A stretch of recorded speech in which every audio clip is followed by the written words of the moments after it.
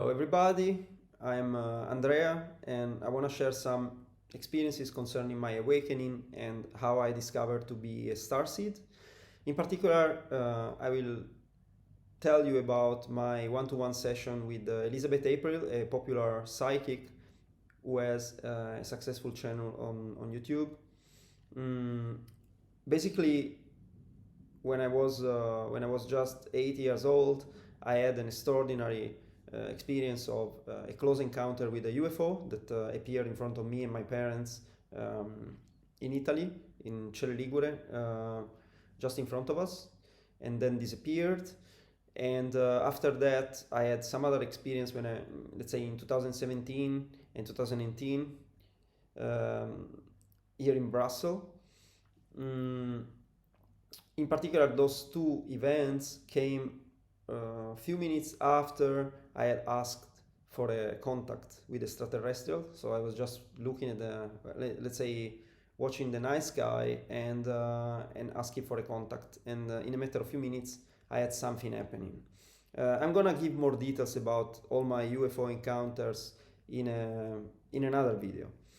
Um, so let's say that I was convinced that UFO and aliens were damn real, and during all my life I was extremely interested in anything that was related to them. I was also interested in paranormal phenomena in general, spirits, reincarnation, monsters.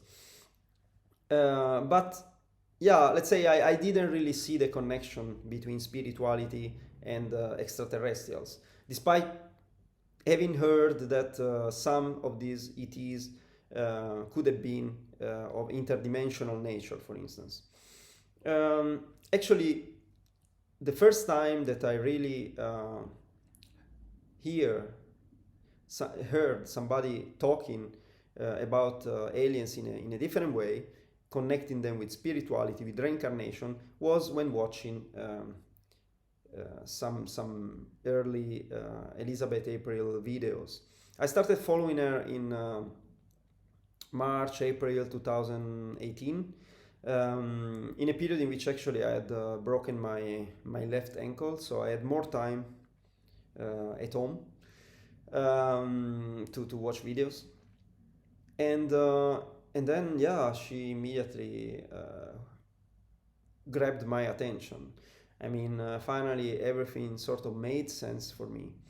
And right after that, I started meeting some girls who had some psychic ability, and in particular a couple of friends who were digging into Akashic records.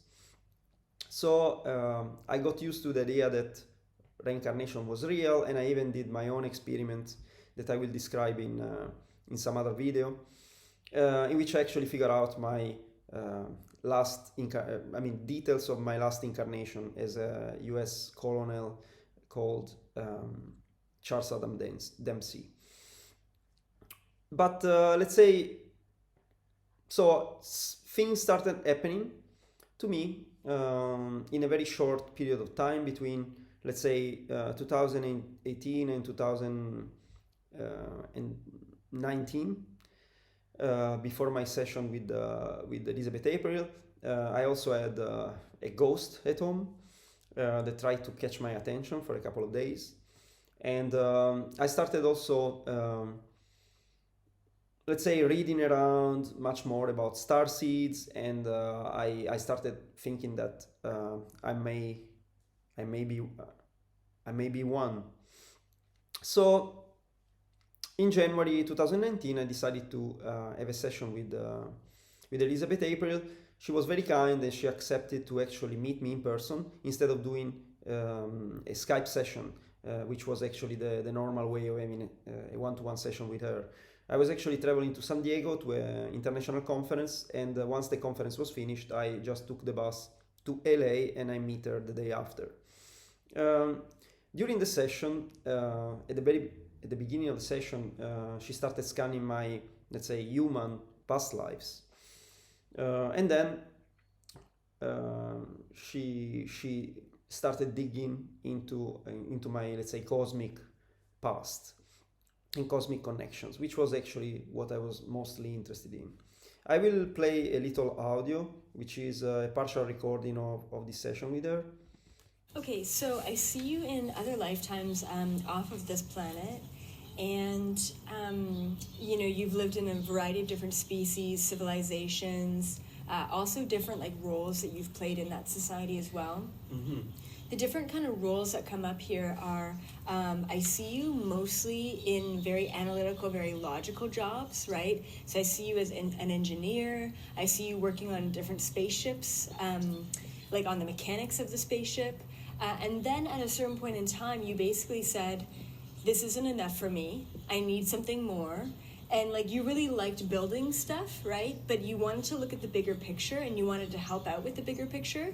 And something that you're really good at, and I'm sure that you kind of apply this to your own professional and personal life now, which is you're really good at strategy, right? So for you to take a huge step back and say, okay, what is our next move, and how is that move going to affect, the next 5 years or the next moves after that, right? And so I think that at this time in your life right now, it's a very vulnerable time for you because you don't know what that next move is, but you're ready to move forward, right? You're ready for that next move.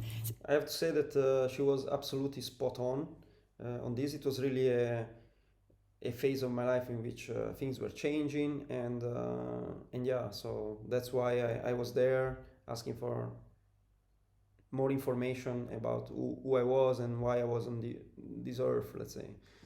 It's really good for you to be in this position of like, oh my goodness, like I'm the guy who knows all of the next steps, and yet I don't know the next steps for me. So good, so good. Let's say professionally, maybe I more or less know what I want. Okay, good. But in life in general, don't know. Yeah. Okay. That's why I'm here. So right, of course. To get some new input. Yep. And then, okay, so that's really good. Okay, so then you took a step back from working on, like I even see you in labs and stuff, working like scientifically, like I guess biological stuff, like different genetics and stuff. So I see you working in labs, I see you working on mechanics, like in all these different lifetimes off of this planet. And then you're like, I want something more. I want to help the collective consciousness at a bigger level with strategy, with observing. Mm-hmm. And so you sat down with the Galactic Council, and I still have to get your species and take a look at what you actually look like, but you sat down with the Galactic Federation and you said, I'm here to help, and I've got this amazing mind of strategy, how can you fit me in? And so you got this job, and a big part of your role, which is so cool, is that you were a part of the strategy for this planet Earth. You were part of the strategy for, okay, so we've got the light, we've got the high vibration, we've got the low vibration. How do we set up humanity in a way that they can awaken to their truest power without external influence, right? Because they're not allowed to come in and just say, hey guys, we're here, wake up. You know what I mean? It has to be, there's got to be a strategy behind it. You have to do it from the inside. And so there's a lot of different strategies, there's a lot of different things that were thrown out there.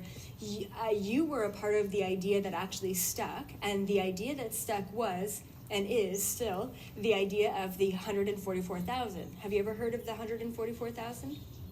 Okay, so I'll just kind of remind you, because I know that you're already kind of familiar with this concept in your soul, which is, so there basically everyone agreed upon a set number of high vibrational interdimensional beings and light workers and healers to come to this planet to raise the vibrational frequency. Once there was this golden ratio number of 144,000 high vibrational light workers on this planet, then the whole world ascends and transcends into the fifth dimensional frequency. Here we are. I mean, 2020 is like, that's the year that everything's supposed to kind of roll over, right? So actually she discovered that I had been part of the Galactic Federation, and I actually really participated to define the strategy for the ascension. Well, that was it was quite an information, and she was talking about things that I didn't know, like this 144,000. Actually, the first time I heard about the Galactic Federation was also while watching her videos. Then after that, she basically tried to figure out some of the species in which I actually incarnated before coming to Earth. So I go a little further, and Okay.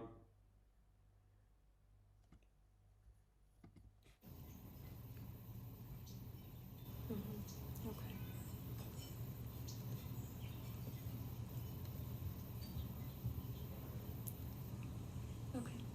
Great. So there's 3 different species that came up here as far as who you were in those lifetimes. The main one that I see that you've been in many lifetimes in the past is Palladian, okay? Looking very humanoid, but much bigger, like 7 or 8 feet tall, very broad. And then I also see you in Lyran, a Lyran lifetime, or multiple, okay? Lyran is like the feline type humanoid being. They basically look like humans, but giant cat humans. It's kind of weird, yeah. Okay, never came across them. Yeah, check it out. They're very much so like a warrior species, but they're also here for the collective consciousness and to raise vibration. And then the 3rd species that I see around you, or that you have been in the past, is mantis, the giant praying mantis type beings. Mm-hmm. You know about them? Like, You mentioned them. Okay, yeah, I but, mentioned yeah, that. but I Okay, saw cool. something as well. Yeah. Oh, I mean, there is a video from a Turkish guy. I oh, don't know if interesting. you never saw that. No, I haven't. Well, I can send you the link. Okay, very cool. If you're interested. And so you also have a mantis, okay, that is that's around you as a spirit guide. Oh. And the mantis beings are very wise, very intelligent, very much so the logical, analytical, strategy type of beings. And so I asked this mantis, and it's a male energy, I asked him what his name was and who he was to you as a spirit guide. And so he said that his name is Gala, Gala, Gala. Okay, so EA goes on telling that this Gala was a sort of teacher for me, a teacher spirit guide, and he used to be my teacher also when I was a mantis being back, I don't know, back then. And what I have to say is that during this session, halfway, let's say after let's say half an hour from the beginning of the session, a hummingbird started flying around and came close to me and flew against me, almost to hit me, and then he made a turn, and then he flew straight against EA, who actually had to let's say move out of the way not to be hit full speed by this strange bird. And then after that, the hummingbird made a whole tour to come back in the middle between us, and it basically stayed over in between us for a minute or two.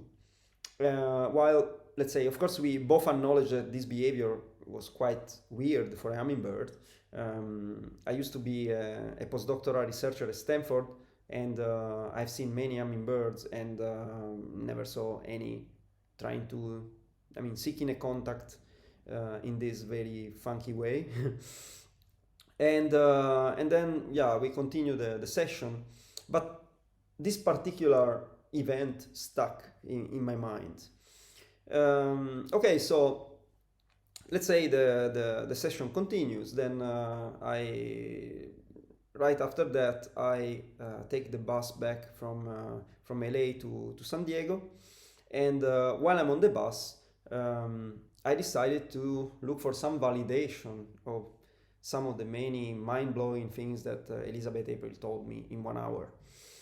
And the first thing that I sort of wanted to research was about the mantis being. So I put on Google Gala mantis being. The first link that I found, and here you can see the screenshot that I took at the time, the first link that I found on Google was connecting praying mantis with hummingbirds. And that rang a bell for me. Also, the funny thing is that if I didn't put Gala as the first word in my search, I would not get this link. So, well, I immediately interpreted this as a synchronicity. but I wanted to investigate further my connection with the spirit. So the day after, I flew to San Francisco, and during the night, it was about 5 a.m. I was sleepless in my hotel room, and I look into the darkness and I say, "Well, Gala, if you are around me, give me a sign." What happens is that I fall asleep on one side, only a few minutes after having asked for this contact, and then I wake up while feeling somebody grabbing my waist and shaking me up, almost like lifting me up from the bed.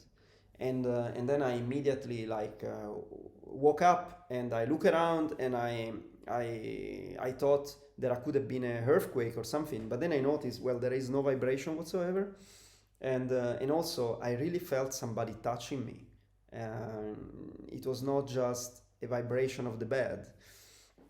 So I said, well, this thing is getting interesting. Then fast forward 1 month, we are in February 2019.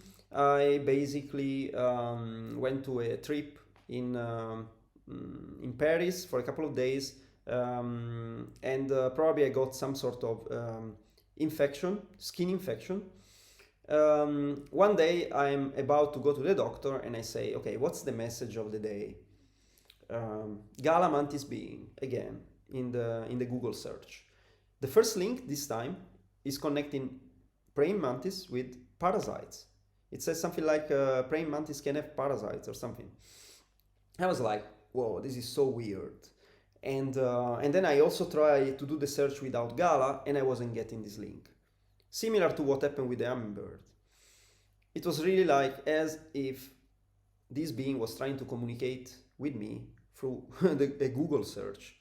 So I go to the doctor. The doctor actually said, yeah, you probably got some bacterial infection, so here is the antibiotic, try it. And actually in a couple of days I got rid, at least temporarily, of the skin infection.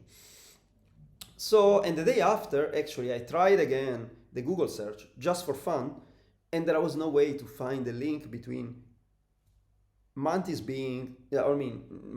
and parasites. So I was like, whoa, it only appeared when I needed it to give me a hint, Then fast forward 2 months, I'm actually flying back from Belgium to my hometown in Italy. I'm the only one in my row of seats on the left side of the airplane, and I look outside and I notice this huge scratch on the wing. Now, since I'm an aerospace engineer, seeing a scratch on a wing of that size worried me a bit, because this kind of let's say damages can trigger more turbulence, and so definitely it's not nice to see. And I took a picture, and then later on, while looking at the picture, I actually can distinguish the shape of a mantis. And I remember actually to have seen some videos in which there were channelers, or that during some altered state they could see some mantis beings and stuff. So actually, yeah, I'm showing you now, how the scratch actually looks like a mantis. What's the chance that a scratch can look like a mantis being? And let's say, even if you were a painter and you wanted to draw a mantis on a wing, could you do better than that? You even see the eyes in perspective. So yeah, it was funny. It was funny to see how this being was trying to communicate with me. I had other contacts also during past life regression, and later on under some sort of altered state, if you want, during meditation. But yeah, it was really getting interesting. Then let's say this was the first thing that I could validate of Elizabeth April's channeling. But I tried to get more information and let's say validation, and the only way I found was through past life regressions. So I said, okay, let's try to experiment with the past life regression under hypnosis. with different techniques, with different practitioners, and see if I can get back some memory of these cosmic lives, in particular this very important one in which I was part of the Galactic Federation and defining the rules for ascension. And let's say at my second attempt of past life regression, because during the first one I only saw some, let's say, human lives, I finally also had a glimpse of this lifetime, the one as a Pleiadian. And I actually did a QHHT session with a practitioner who studied with Dolores Cannon here in Belgium. I mean, I did the session in Belgium. Of course, he didn't study here in Belgium. And yeah, one of the lives that I saw corresponded to that one. What I saw actually is I saw somebody like looking like the guy in the picture. This is a real picture of Sananda that was taken accidentally by uncle's friend during a pilgrimage in the south of Italy. Only, let's say, a few months ago, I discovered that this was Sananda. Once I started channeling, once I met with some other friends who can channel, and we made contact with him actually. But let's say I saw myself like a being looking like this one, dressed with a white robe, and I was standing inside some sort of cathedral. It looked like a cathedral, if I can define it that way, but it was basically, the walls were made of crystal, and it was actually extending infinitely it didn't have a floor. So I was basically hanging there, like flying, and in front of me I could see the figure of a sort of wise man, of which I could only see the top part. Well, what I was hearing is that it was a moment of review for me. It was the moment in which I was sort of either chosen or interrogated for this position in the Galactic Federation. And then I see myself inside some sort of spaceship, and I hear that we were working in different groups, and each one was working on different ideas for rules, and then at the end, you know, the idea that I proposed together with others, maybe, I don't know, stuck, was the one that was decided. But I found interesting the fact that I was looking like a Jesus Christ, you know, like, oh. Anyway, so yeah, that's, let's say, the beginning of a journey. There have been many more steps towards actually validating some of EA's channeling, and also I did a couple more sessions, group sessions, in which I asked some very specific questions to her, and those helped me progress further. And I will actually record the second video in which I will describe let's say I will talk about the second group session with Elizabeth April, concerning also my ability to open a Stargate while meditating. So for now, I thank you for the attention, and I hope you enjoy. In case you enjoy, please like, subscribe, share. Thanks a lot for the attention.